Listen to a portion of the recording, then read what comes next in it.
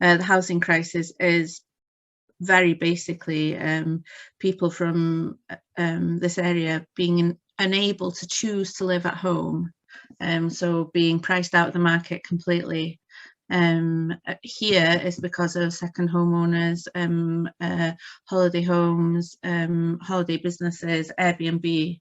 In cities, it can be gentrification. Airbnb is a massive problem there as well. But here, and especially since the COVID pandemic, people have seen the value of this area, and obviously, you know, with wages are so much lower here, and prices are also lower, housing prices than they would be in cities or maybe across the border. But it's not necessarily an England Wales thing. It's, you know, there's plenty of Welsh people who own second homes as well. It's not a cultural thing, although our culture and our language are really badly affected. It is actually a class thing. So it's working class people being unable to live in the communities where they're from, basically, or where they choose to. Okay, and the issue of second homes in Wales, I know it exists in a lot of different places. How does, in addition to what you said about Airbnb and so on, how does second homes affect it, make housing more difficult for people to afford, and it's forcing people out of the area, if I've understood correctly? What's your opinion of that? My opinion is basically, you know, people shouldn't be able to get a second home when other people can't even get a first home. And you know, there's problems in purchasing homes as well. And it's this whole idea of seeing the right to shelter as an asset, isn't it? We're talking about homes in communities, not just a roof over your head somewhere. We're talking about homes in communities, because the minute you take people out of the community, you cut that link with family, you make life more expensive, more difficult, you know, and all these things that are discriminatory against the working class people who are already in a difficult place. It's ridiculous, really. And you've got people who, I understand our area is incredibly beautiful, you know, but they come here and they think it's empty. But also, obviously, we live here, we think it's really full, you know, it's full of us, it's full of our lives, it's not quiet. Our lives are really busy, so it's not quiet, it's not sparse, it's not away from everything. Yeah. So it's difficult for us, and it's difficult to get that message across, because, you know, it's not a personal thing in the sense that we're not having a go at people, but in a sense as well, it is personal, because they're choosing to have a holiday at the expense of our lives. Okay, we're not, you know, at the expense of the quality of our lives, I should say. Sure. And what effect do you think it has on the quality of people's lives? If you've got people coming in, they might stay for a weekend, or they might stay for a couple of weeks a year or something like that, and then you don't see any more of them. I mean, what effect does that have on the quality? We have a community in Penllyn, Abersoch, where they have a lot of holiday homes, and where the situation has gone past extreme, really, where you have the headmistress of the school there is unable to buy a home in the area because she can't afford it.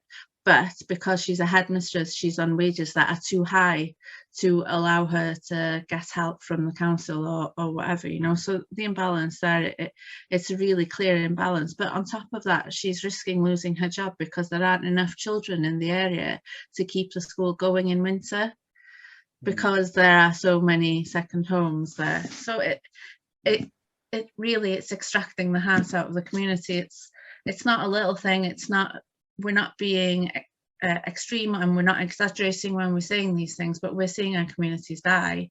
And, you know, we see that with the language as well. We see it with the culture. We see people having to devalue who they are in order to sell the area in a way, you know, like who I am, what I believe in, what I need. My community is not important.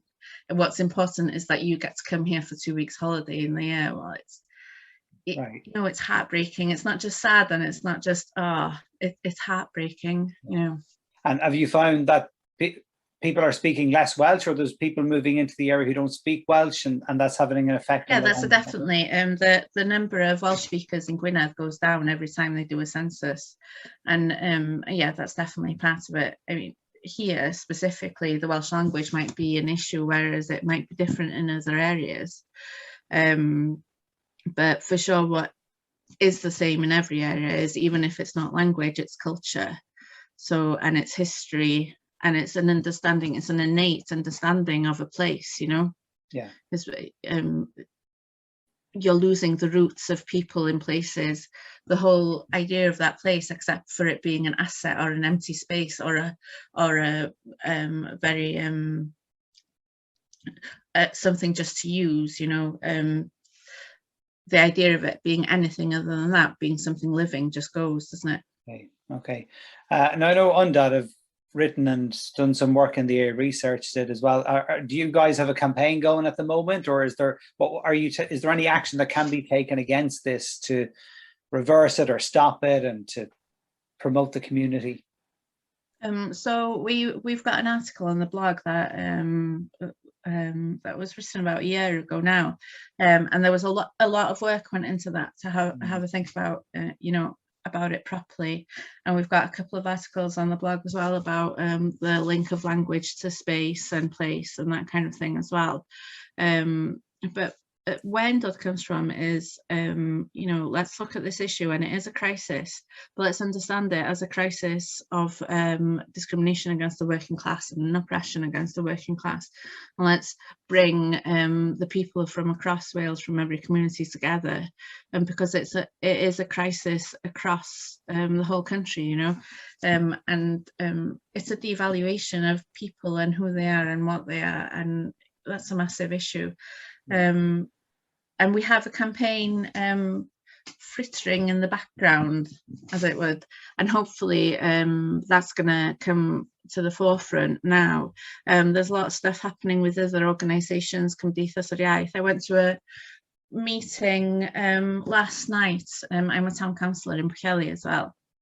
And I went to a meeting last night where there was about 42 of us, and all town councils, community councillors from across Wales had come together to talk about how we're going to respond to this crisis. And that was a really powerful thing, because, you know, it was town councils, community councillors finding their voice and finding the strength in speaking together as one voice, you know, and that was a really important step forward, I think.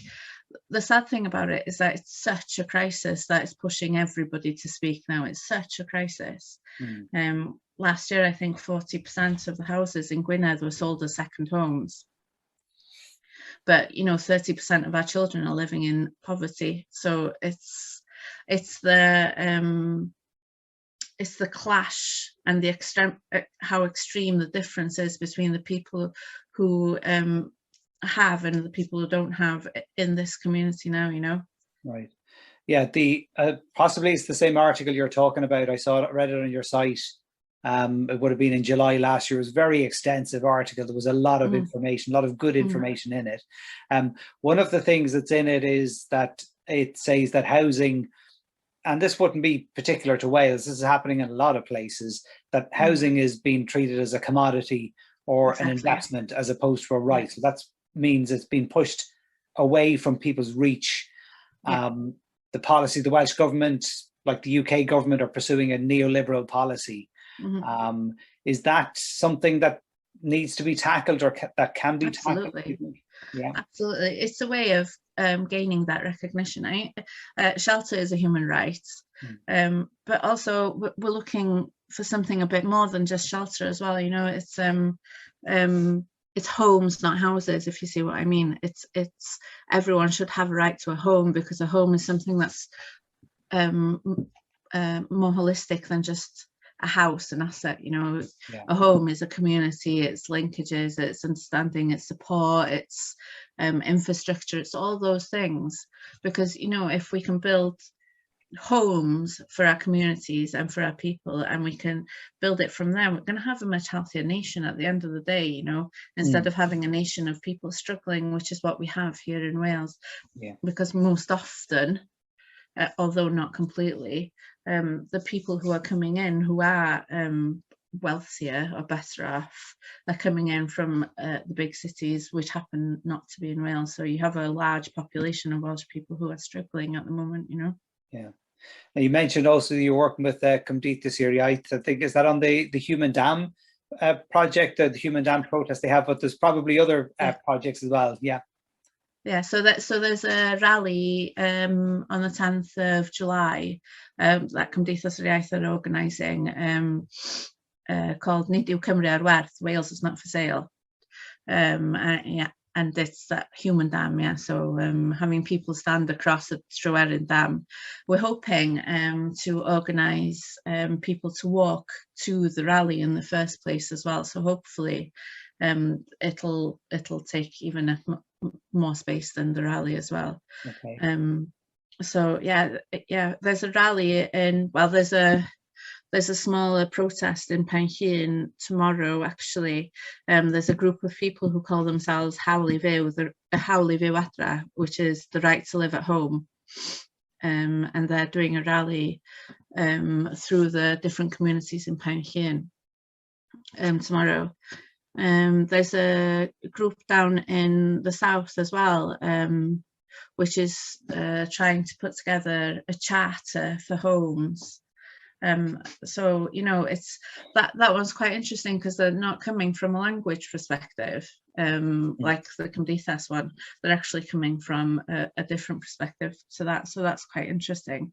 But there's also, you know, there's campaigns in cities as well. In Reclaim Cardiff tries to run quite a few campaigns in Cardiff with Butte Town and the council there actually making choices that are just wiping out communities and histories and, you know, things that once they've gone. If you don't see them, you don't connect the dots, and history is just something in a book that doesn't relate to you, you know. When you can see who you are and what you are in front of you because it's in your community, it's much more strengthening and it's much more empowering, you know.